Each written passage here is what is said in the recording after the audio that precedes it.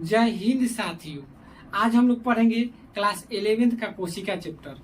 इसके पहले जो भी वीडियो आप लोग नहीं देखे हैं वो हमारे प्ले स्टोर में अवेलेबल है, जा करके उसको देखिए। तो चलिए उसके आगे की चीजों को आज हम लोग पढ़ेंगे, यानी कोशिका भित्ति क्या होता है। ठीक है, तो देखिए कोशिका भित्ति कह पौधे एवं कवक की कोशिकाओं में क्या होते हैं। कोशिका झिल्ली के बाहर एक दृढ़ तथा निर्जीव आवरण पाया जाता है, उसे क्या कहते हैं, कोशिका भित्ति कहते हैं। यानी पौधे जो होते हैं एवं कवक होती है उसके कोशिकाओं में किसके भी बाहर, तो कोशिका झिल्ली के बाहर क्या होते हैं, एक दृढ़ एवं निर्जीव आवरण पाया जाता है, जिसे क्या कहते हैं, कोशिका भित्ति कहते हैं। ये चीज आप लोग ध्यान दीजिए, कोशिका भित्ति जंतु कोशिकाओं में नहीं पाया जाता है। ठीक है, अब देखिए कोशिका भित्ति के खोज किसने किया था, खोज तो कहेंगे रॉबर्ट हुक ने किया था। किसने किया था, रॉबर्ट हुक ने कोशिका भित्ति का खोज किया था। अब देखिए कोशिका भित्ति जो होते हैं मुख्य रूप से 3 परत पाई जाती है। एक कोशिका भित्ति होगा उसमें मुख्य रूप से 3 परत पाए जाते हैं। ठीक है, तो देखिए कह रहे हैं मध्य पटलिका या मध्य लैमिला भी इसको बोल सकते हैं हम। तो देखिए यह कह रहा है, यह कोशिका विभाजन के बाद नव निर्माण कोशिकाओं के बीच की परत है, जो मुख्यतः किसका बना होता है, पेक्टिन की बनी होती है। यानी देखिए जब कोशिका विभाजन होगा, यहाँ देख रहे होंगे कोशिका जब विभाजन होगा तो 2 कोशिका जो नया बनता है उसके जो है मध्य यानी बीच की परत होती है मध्य लैमिला। आप लोग फिगर में देखिए थोड़ा सा इधर, मान लीजिए ये जो हो गया, क्या हो गया, कोशिका भित्ति हो गया।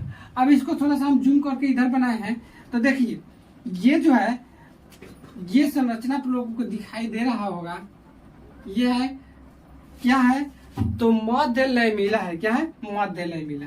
मध्य लैमिला क्या बताया, अभी बताया है कि यह कोशिका विभाजन के बाद 2 नए कोशिका बनता है, उसके बीच की परत होती है।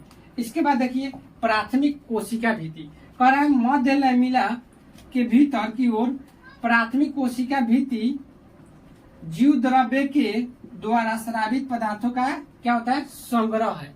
यानी मध्य लैमिला के भीतर जो होती है, भीतर की ओर प्राथमिक कोशिका भित्ति किस क्या होती है, जीव द्रव्य। यानी कहने का मतलब हुआ जीव द्रव्य कोशिका के भीतर होता है के द्वारा जो स्रावित पदार्थ होते हैं उसका संग्रह होता है। और यह क्या होगा, पतली एवं लचीली कोमल तथा जीवित संरचना होती है मध्य अब प्राथमिक कोशिका भित्ति।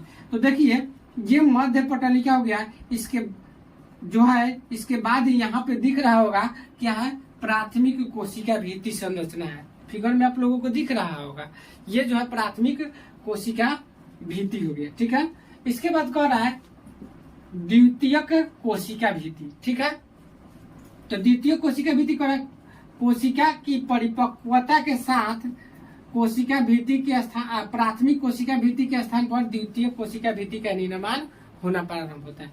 यानी जब कोशिका परिपक्व होता है, पूर्ण रूप से तैयार होता है, उस समय प्राथमिक कोशिका भित्ति के स्थान पर द्वितीय कोशिका भित्ति का निर्माण होना प्रारंभ हो जाता है। ठीक है, यह जो होता है मोटी दृढ़ आवरण होती है। यानी कहने का मतलब हुआ कि कोशिका भित्ति जो होता है, द्वितीय कोशिका भित्ति मोटी बाहरी परत होता है, तो कैसे होगा, मोटी दृढ़ आवरण के रूप में होता है। यह मुख्य रूप से किसका बना होता है, सेल्यूलोज एवं हेमी सेल्यूलोज की बनी होती है। यानी कहने का मतलब हुआ द्वितीय कोशिका भित्ति किसका बना होगा, सेल्यूलोज एवं हेमी सेल्यूलोज की बनी होती है। इसके बाद यहाँ पे दिख रहा होगा फिगर में आप लोगों को कि ये जो है कोशिका भित्ति हो गया। अब कोशिका भित्ति जो हो गया, प्राथमिक कोशिका भित्ति के जस्ट बगल वाला परत आपको दिखाई दे रहा होगा, यहाँ से यहाँ तक, तो ये जो होता है द्वितीय कोशिका भित्ति होता है। ठीक है, तो एक बार शुरू से अंत तक हम समझ लेते हैं क्या होता है। कोशिका भित्ति के बारे में बताया है, पौधे तथा कवक की कोशिकाओं में क्या होता है, कोशिका झिल्ली के बाहर एक दृढ़ तथा निर्जीव आवरण पाया जाता है, जिसे कोशिका भित्ति कहते हैं। कोशिका भित्ति मुख्य रूप से 3 परत का बना होता है, जैसे मध्य लैमिला 1 नंबर, तो यह कोशिका विभाजन के बाद दो नवनिर्मित कोशिकाओं के बीच की परत होती है, जो कि क्या कहते हैं, मुख्यतः पेक्टिन की बनी होती है। उसके बाद कह रहा है प्राथमिक कोशिका भित्ति, मध्य लैमेला के भीतर की ओर प्राथमिक कोशिका भित्ति जीव द्रव्य के द्वारा स्रावित पदार्थों का संग्रह होता है। यह पतली, लचीली, कोमल तथा जीवित संरचना होती है, प्राथमिक कोशिका भित्ति। ठीक है।